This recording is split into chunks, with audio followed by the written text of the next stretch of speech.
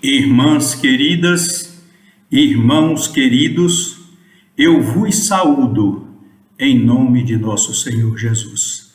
Hoje nós temos um tema para muitas reflexões, ponderações e observar inclusive como o pensamento de Jesus foi distorcido por muitos segmentos do cristianismo. Nós temos hoje para esclarecer uma coisa. O capítulo do Evangelho segundo o Espiritismo, ele é o capítulo de número 23. O título, Estranha Moral. Mas a veneranda benfeitora Joana de Ângeles, ao estudar esse capítulo, ao comentar, a analisar, atualizando o pensamento de Jesus, ela divide em duas oportunidades de estudo. O de hoje como espada e paz. E na próxima segunda-feira, cruzes. Portanto, o capítulo é tão importante que ela divide em duas oportunidades de estudo.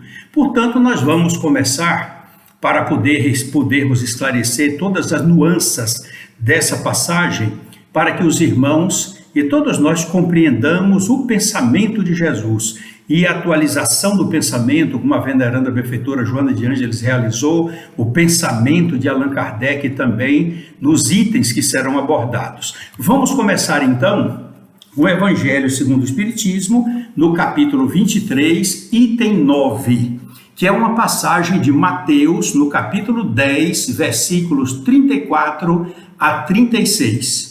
E começa assim: Não penseis que eu tenha vindo trazer paz à terra. Não vim trazer a paz, mas a espada. Porquanto vim separar de seu pai o filho, de sua mãe a filha, de sua sogra a nora, e o homem terá por inimigos os de sua própria casa.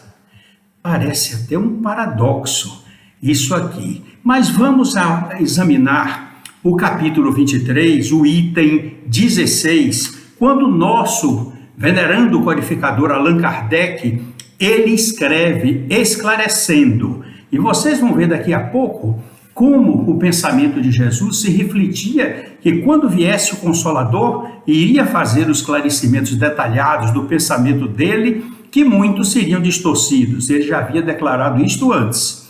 Portanto, vamos observar o item 16 com a ideia do nosso codificador Allan Kardec.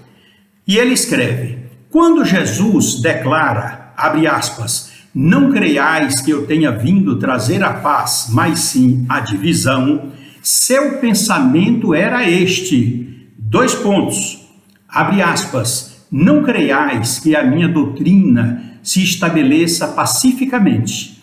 Ela trará lutas sangrentas, tendo por pretexto o meu nome, porque os homens não me terão compreendido, ou não me terão querido compreender. Os irmãos, separados pelas suas respectivas crenças, desembairão a espada um contra o outro, e a divisão reinará no seio de uma mesma família, cujos membros não partilhem da mesma crença. E hoje nós estamos vendo isso, né? Um católico, um evangélico, um muçulmano, um ateu, um espírita, e aí lá se vai. E ele continua: então, quando o campo estiver preparado, eu vos enviarei o Consolador.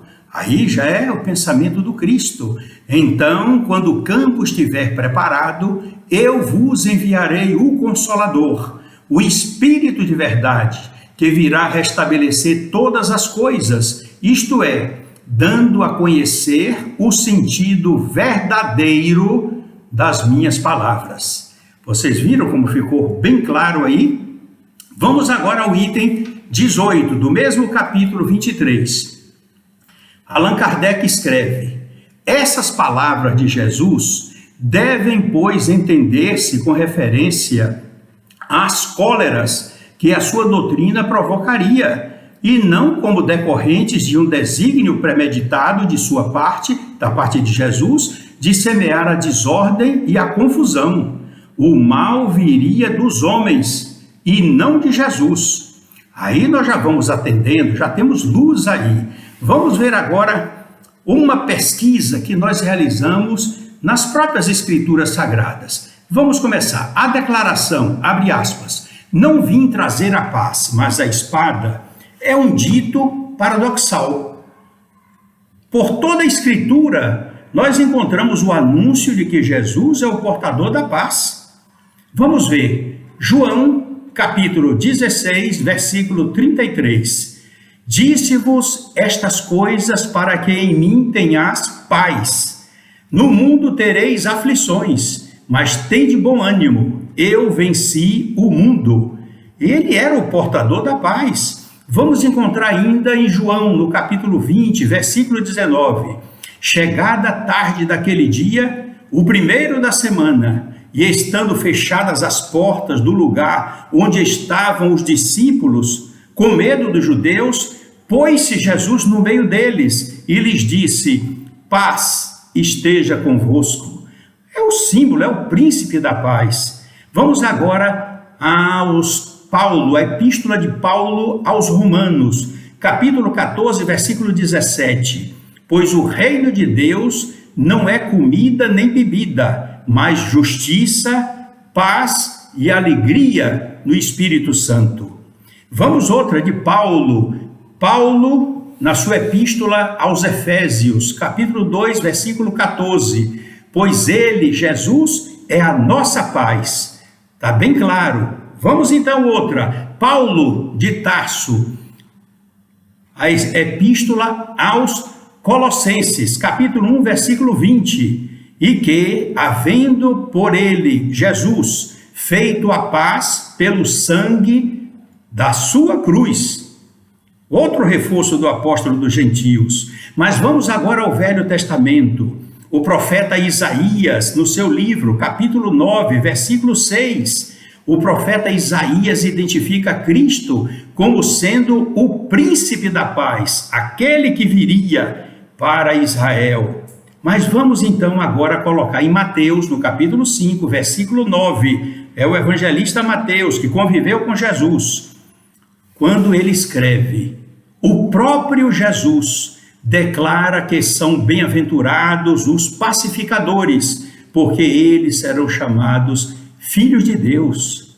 Por aí, meus irmãos, vocês estão vendo que Jesus irradiava amor, era o príncipe da paz, era a serenidade, era o amor coagulado de Deus. Nunca poderia ele antecipar que provocaria com a espada a desarrumação, a divisão das famílias, de maneira nenhuma.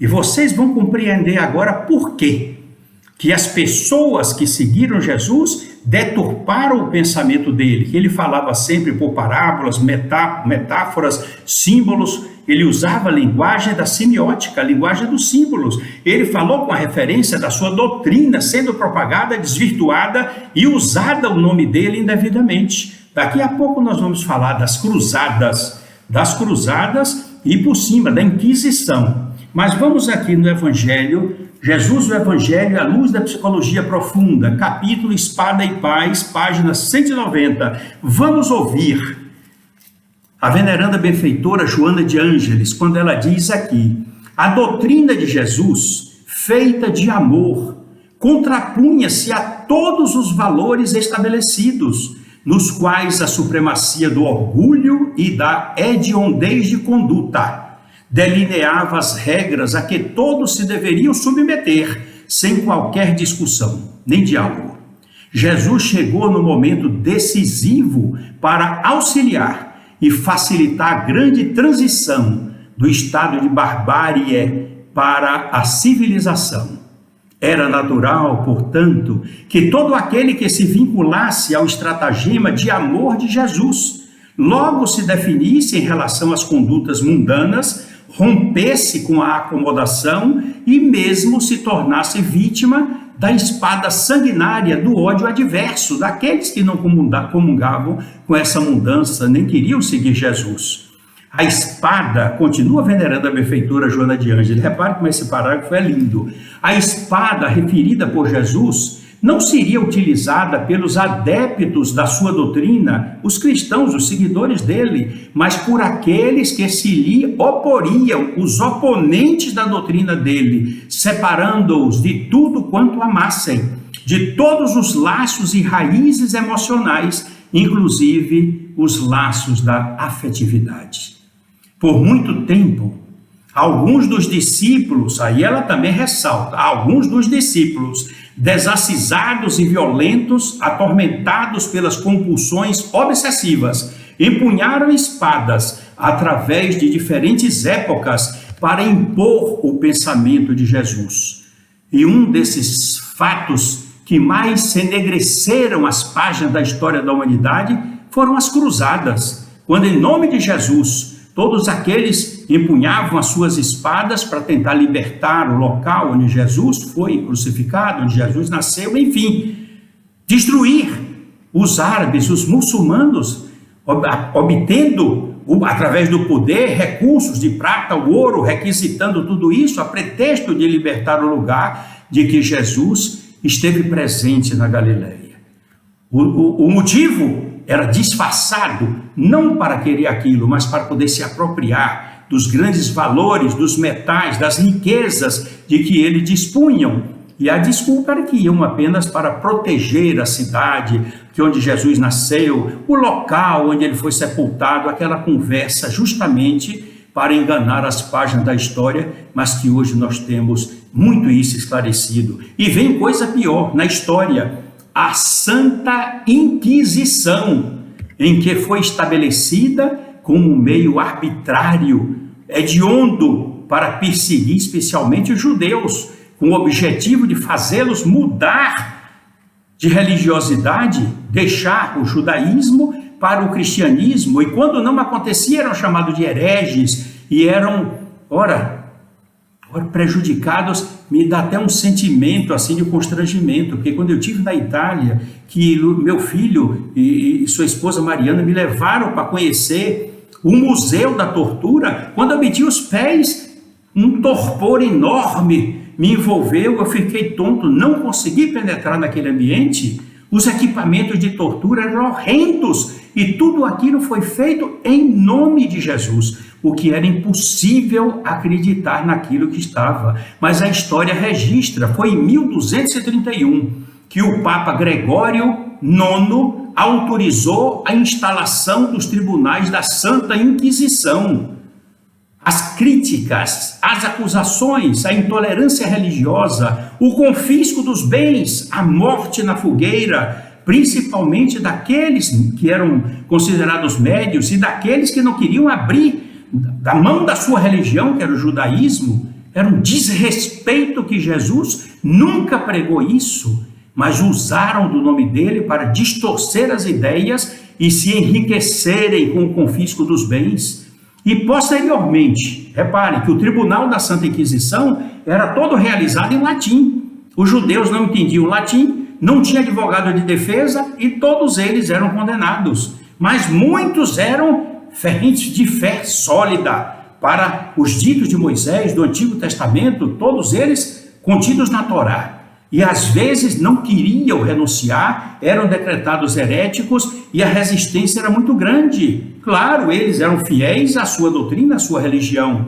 Foi o que aconteceu. Posteriormente, o Papa Inocêncio IV autorizou, vejam que absurdo, autorizou obter confissões mediante qualquer espécie de tortura. Isso durou mais de 600 anos, 6 séculos. Quando eu vi, eu não consegui ficar. Me deu um tremor, um suor álgido, e eu não consegui, parecia que eu ia incorporar, parecia que eu ia me desmaiar, quando eu vi, e nas portas do Museu da Tortura. Depois eles tiraram fotos, as fotos que eles me deram num pendrive, que eu olhei as primeiras, eu joguei fora, deletei tudo. Eram coisas horrendas, horríveis, coisa de quebrar os braços e pernas, puxar as mãos e os braços, ou então amarrar 2 braços em um cavalo, os pés em outros cavalos e bater para lá e para cá para arrebentar a pessoa. Coisas que vocês não poderiam imaginar, mas quanta selvageria cometida pela veneranda Igreja Católica Apostólica Romana, em nome de Jesus, tudo com um crucifixo na mão.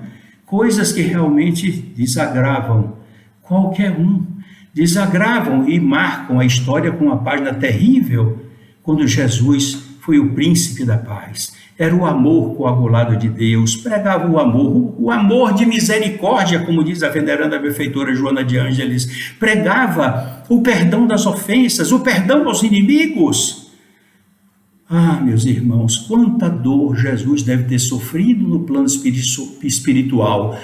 Ver o seu nome distorcido e tantas pessoas sofrendo, sobretudo porque estavam com o crucifixo na mão e que tudo era feito segundo os sacerdotes que ali estavam, que era em nome de Jesus.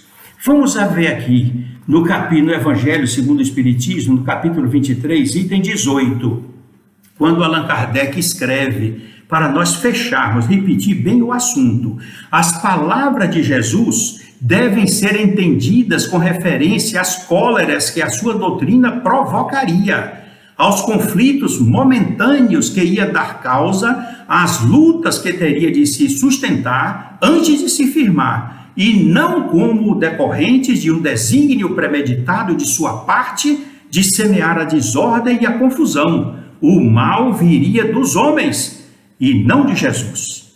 Pronto, agora vocês estão sabendo. Eu quero dizer a vocês, vocês dizem, mas isso foi há muito tempo. Não foi não. Há poucos anos aqui vocês viram na televisão, um membro da igreja evangélica pegou a imagem de Nossa Senhora Aparecida e chutou, deu um pontapé no palco. É uma desonra, é um desrespeito à liberdade de crença que é instituída pela Constituição Federal do Brasil.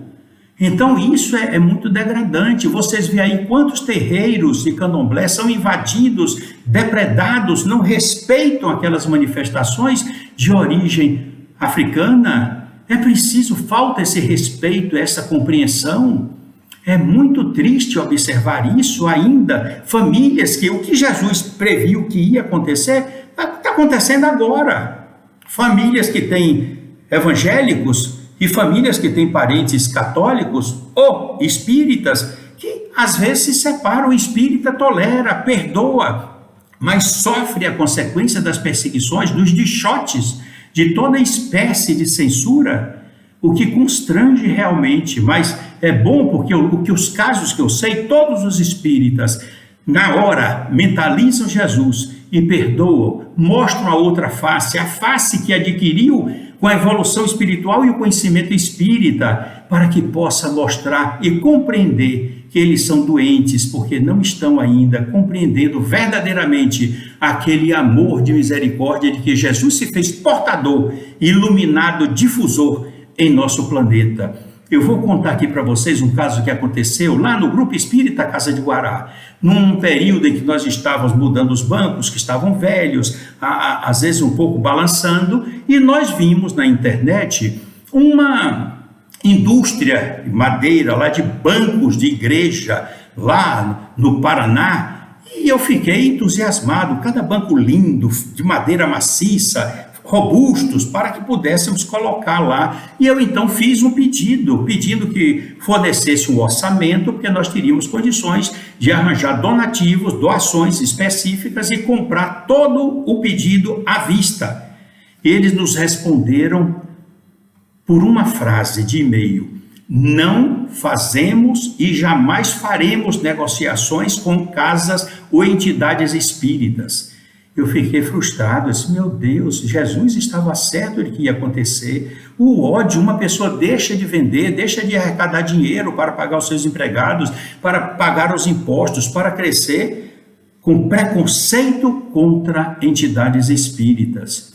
Quando nós tivemos também a oportunidade de comprar um púlpito de acrílico para a Casa de Guará, era realmente uma fábrica, devia ser evangélica, os bonitos que eu tinha lá, né? Deus é fiel, que eu respeito. Então eu desconfiei que era realmente. E aí fiz o pedido e aí justifiquei. E eles perguntaram, precisa informar a que igreja se destina e qual a igreja que o irmão frequenta.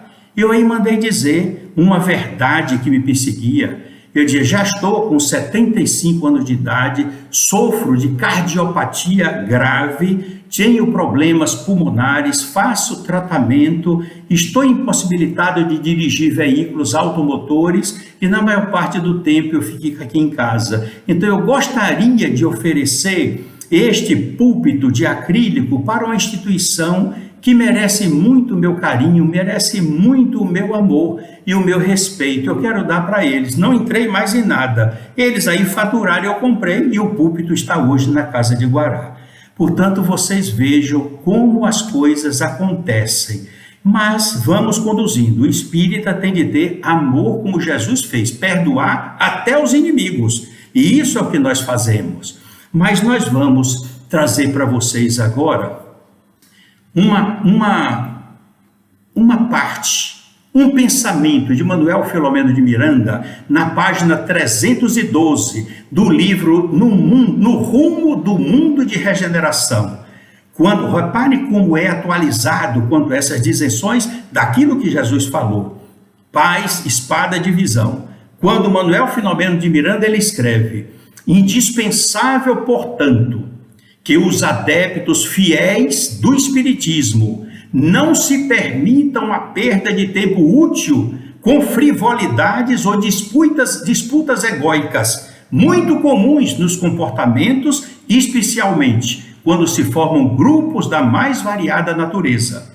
Na propagação para o futuro, a estada do nosso grupo, quer dizer, do grupo espiritual, mais ligado à pandemia, conforme já o dissemos durante o livro, irá vincular-nos a cada dia à batalha sem quartel da conscientização. Veja o trabalho que eles estão fazendo. Ao lado do trabalho da pandemia, eles irão se vincular ainda mais à batalha sem trégua, sem quartel da conscientização.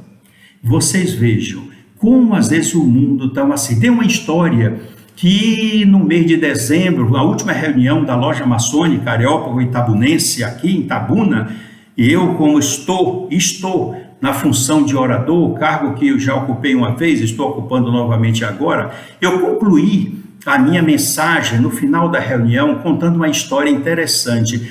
Milho Bon é o nome da história. É a história de um professor da Universidade de Paris que ele estava defendendo uma tese sobre a questão da religiosidade com Deus, como as pessoas viam Deus, como as pessoas se sentiam para se encontrarem com Deus, como é que eles tinham, cada um ele queria escutar. Então entrevistou evangélicos, católicos, bispos, padres, entrevistou a igreja anglicana, entrevistou muçulmanos, entrevistou judeus, em todas as esferas, mas ele não se convenceu, ele não estava satisfeito, ele não conseguia ter uma tese realmente que ele dissesse: essa tese eu vou defender na minha dissertação. Aí vinha para Paris, assim um pouco desiludido, cansado, parou debaixo de uma árvore, era muito calor, e ele ficou, então era um sítio, ele tomou um gole d'água e ficou ali olhando e despertou. Era um sítio, um milharal lindo, maravilhoso, todo amarelinho, já quase no ponto da colheita.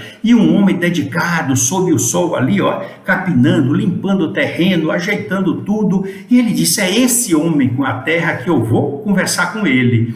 E aí entrou, conversou, explicou tudo. O moço botou o chapéu aqui e disse: professor, eu não tenho condições de oferecer nada para o senhor. O senhor é um homem estudioso, um homem viajado, conheceu o mundo, entrevistou autoridades de todas as religiões. Eu sou uma pessoa criada aqui nesse pedaço de chão. Esse chão foi de meu avô, foi de meu pai, agora é meu, será de meus filhos. O que eu faço aqui é plantar meu milho só e colher. E ele insistiu: mas como é que o senhor vê a questão da chegada do espírito no mundo espiritual? Como é que o senhor acha que nós podemos identificar a sua opinião? O que o senhor espera quando o senhor morrer de ir para o céu? O que é que todos desejam isso? O que é que você espera? Ele parou assim, olhou e disse assim: olha, dentro do trabalho que eu realizo, eu imagino o seguinte: eu passo meu ano preparando o terreno, semeando, cuidando da lavoura, já está perto agora de colher, aí eu faço toda a colheita, encho os sacos do milho, boto na minha caminhonete e vou na direção do armazém, que é o grande comprador, exigente, examinador de tudo. Aí eu tenho 3 opções de estrada: ou eu vou por cima da barragem, do rio, que é uma estrada muito bonita, mas paga um pedágio, ou vou pela estrada, que é de terra, às vezes demora menos, mas pode lamear o carro se estiver chovendo, ou vou pelo asfalto que me leva até lá a cidade. Quando eu chego no armazém, ninguém me pergunta por onde eu vim.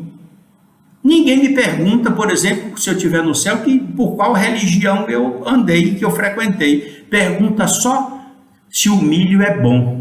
E para mim o milho é meu coração. Se lá no armazém não me perguntam por onde eu andei, pergunta apenas, o milho é bom? Eu digo, é. Então eles me dão um preço bom. Então eu penso que no céu é assim. Não vão me perguntar por qual igreja eu frequentei. Vão me perguntar então, meu coração, o seu coração é bom?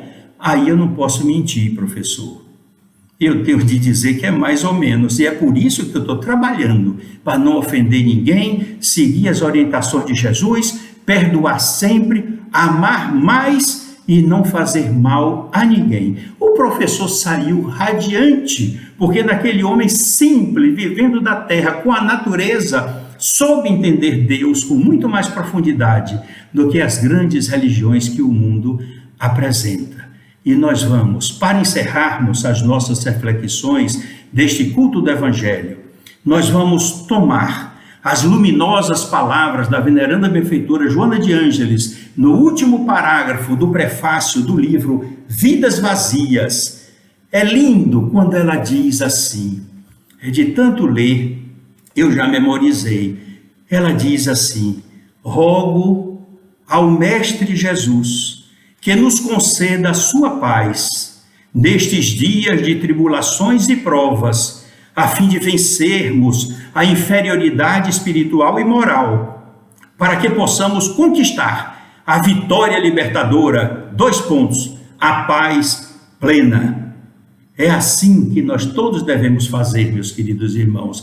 Que Jesus abençoe todos vocês, que levantem sempre o pensamento a esse mestre querido de Nazaré, para que ele possa acompanhar vocês, inspirar através do seu evangelho, estar vivo ao nosso lado através do Consolador prometido, que é a doutrina codificada por Allan Kardec, para que tenhamos sempre em nosso coração a paz, o amor de misericórdia, o entusiasmo, a alegria de viver e o prazer de amar sempre e servir constantemente em nome de Jesus. Receba o meu abraço paternal, colorido com o meu afeto e a minha gratidão por vocês me escutarem.